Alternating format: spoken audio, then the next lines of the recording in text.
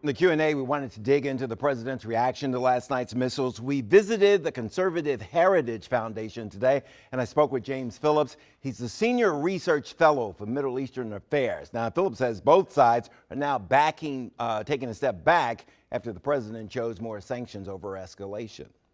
They have got their punch in. They took out General Soleimani. That was a huge blow to Iran because he was not just a terrorist and military leader, but he was a viceroy for Iraq, Syria, and Lebanon.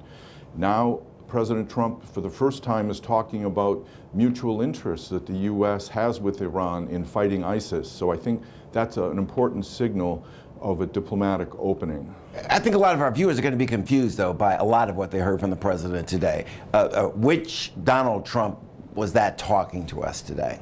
Was that the Donald Trump who models himself after Ronald Reagan when it comes to foreign affairs? Or was that the Donald Trump where it's just not clear on what his policies are toward Iran? I think President Trump may have consciously tried to model his behavior after Ronald Reagan, but I think it's difficult in the sense that he has to project deterrence by issuing credible threats against Iran, but at the same time, I think he prudently offered some kind of cooperation and an opening for negotiations on the nuclear issue.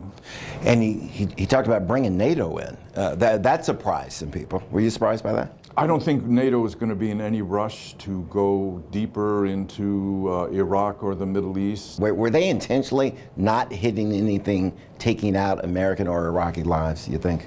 It's unclear to me whether they used missiles that were so accurate that they could land them in parts of Assad Air Base where they knew the U.S. troops were not present, or if these are the usual Iranian missiles that are most of them are very inaccurate, and they're more useful as terror weapons than accurate military weapons.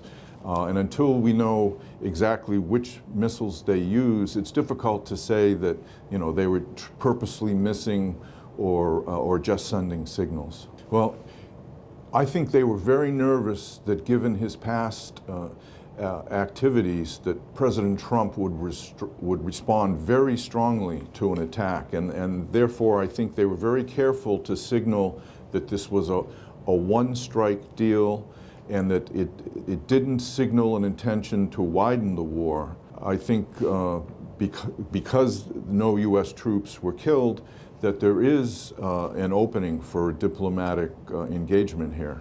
The regime hoped to reestablish deterrence to the U.S. by launching the attacks, but I don't think it wanted a wider war. The problem is that that was just the opening response. The Iranians are very patient, and some of their militia commanders in Iraq still are ordering their troops to follow Iran's lead and attack Americans. And if that happens, then we could be back at square one.